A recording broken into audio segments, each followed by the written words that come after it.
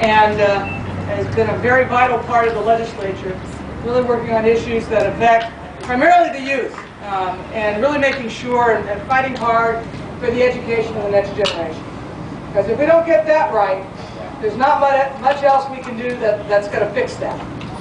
And so the fact that we are honoring today students and really recognizing the foundation that we need to build for the next generation, I think is a great moment. I also think that you have chosen two great award recipients today. Earl Wilcox, this was not mentioned, but he used to work with us in the governor's office, but has been just a great community activist in so many important ways. One of my favorite is the Summer Nighttime Basketball League, and just to see all those kids out there playing, having a great time, competing because you and Mary Rose set it up, run it, and so forth is just a great thing for the community. And Mayor Borane next to him. Some of you may not know Mayor Borane as I do, but I have worked with him for many years since I was the United States Attorney for Arizona back in the early 90s on issues about the border, on issues about immigration and how that impacts Arizona and particularly our towns along the border.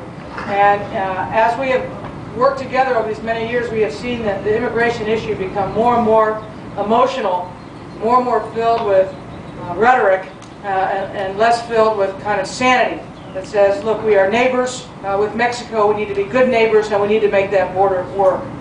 And I will tell you that Mayor Borane is someone that I've always turned to for advice and counsel on what it really means to live on the border, to live in a border community, to be respectful of people on both sides of the border, which is what we need to be. So thank you, Mayor Borane, for that.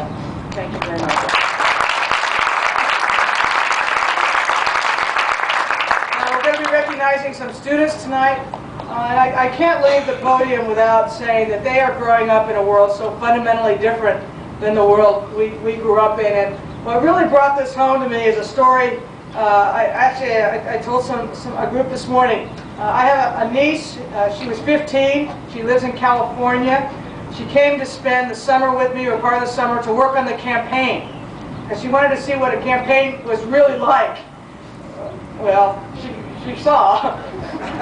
But so one day we were kind of fooling around where I live, and we were clearing out the back closet, and she found my high school graduation present, which was an electric typewriter. And it was a really good it was a self-correcting electric typewriter, top of the line, you know. And she pulled it out and she said, "Aunt Janet, what is this?" I said, "Well, it's the typewriter. I got it for high school graduation. It's what I used in college. I prepared my term papers and all of that." "Really? So interesting." "How does it work?" So we took it out and took it out of the cover, plugged it in. She goes, "Where's the screen?" Right? And I introduced her to the wonders of carbon paper and my favorite, liquid paper. And in that little anecdote, just reveals it's such a different world from a technology standpoint, from a speed of information transferal standpoint, from a globalization standpoint. And you know, we all say, well, you know, this used to be the industrial age. We don't even know what the age is that we're entering now.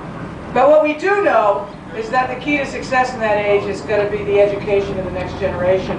And their ability to create, their ability to not just have technology, but to utilize it in new ways, their abilities to innovate and to inculcate those values within our education system so the next generation has them are so very, very important.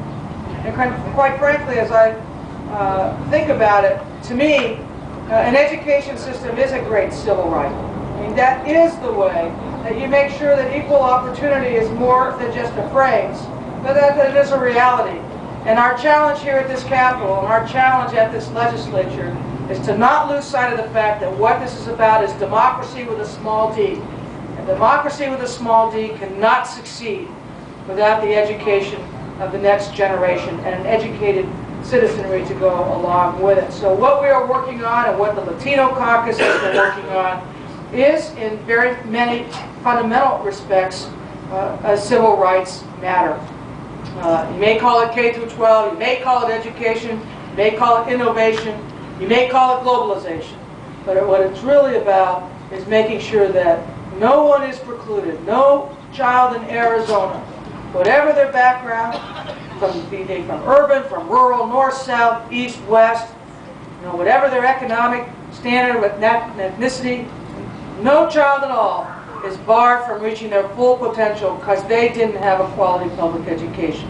Now, we got a long way to go. But you know what? I just as soon march with the Latino caucus on that road as any group I can think of. So let's thank them very much.